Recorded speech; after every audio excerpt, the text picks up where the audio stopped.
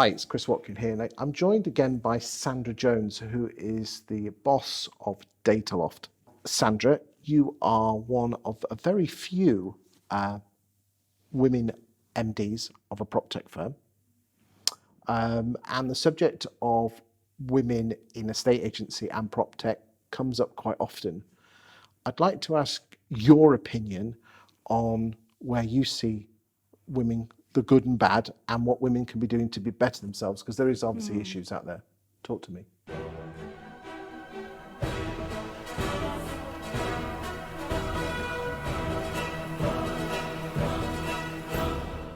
Okay.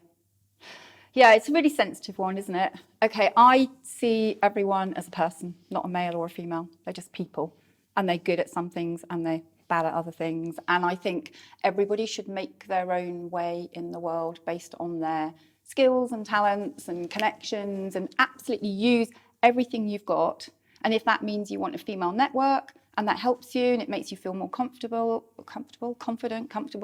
then use it. If you've got a golf network and that makes you feel more comfortable, use it. I have no problem with that. But for me, they're just people. And that's quite ironic, because I have a business full of mostly women, actually. It's not intentional. It's just the way it's happened.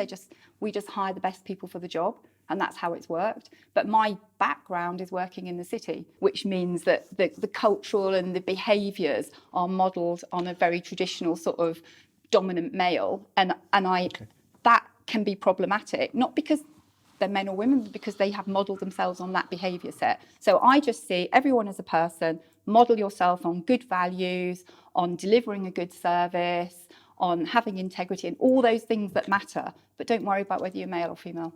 I don't personally get it right all the time yet. And would I be asking the same question if you were a man? No, I wouldn't. But I honestly believe if we don't talk about these things, then we can't shine a light on them. And I'm a firm believer in shining a light on these things. Is talking to many women, a lot of them underestimate themselves and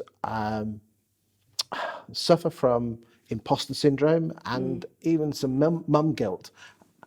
I know men suffer from some of that as well. But how did you live your dream? How did you break through that perceived glass ceiling, or did you never see that glass ceiling at all? Sod it.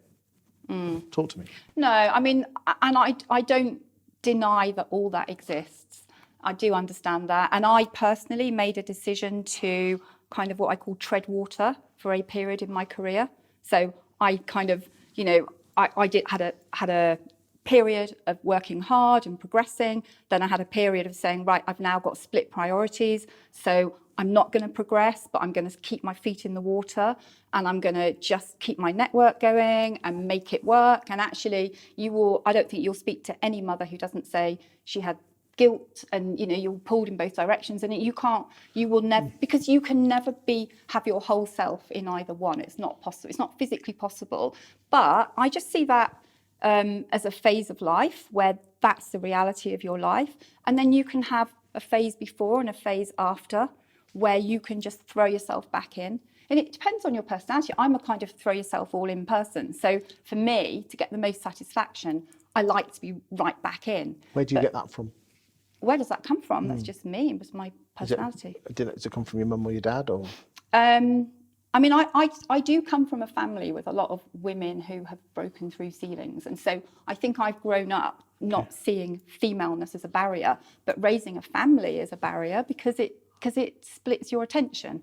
That's a different thing. And that can be, as you said, for men and women. And I actually think one of the privileges women have is that it's sort of socially acceptable to have that time of treading water while your kids are small. Men don't get that privilege. It's quite a battle for men to say, I want a period of just staying flat and not progressing. And so they're kind of out of sync. And, men want that as well. So I'm not saying, I understand all those things about, male privilege, but I don't know, I just want to see us all as people. I think that for me, that's the goal. That's how it should end up. What advice would you give to any women watching this, be they in a state or letting agency or PropTech, wanting just to follow in your footsteps? Because you are, you are one of the very few senior people who run their own firms, who are looked up to in the industry. What advice would you give to anyone? Yeah, it's all about self-belief, isn't it? And I would be really happy to mentor anybody who wanted that. And I would be alongside them saying, you know, you are who you are. It doesn't matter whether you're male or female. Just push through and be yourself and have that self-belief. And I don't know if that's a bit trite, but it's about just feeling equal to anything. You know, look anyone in the eye and just say, I don't agree with you, or I have a different view, or I'm going to do it my way. It's just having that kind of confidence and self-belief to say, I know that ultimately, if this business relationship doesn't work, there's another one. So, Thank you for your time today, and thank you for your insight. thank you.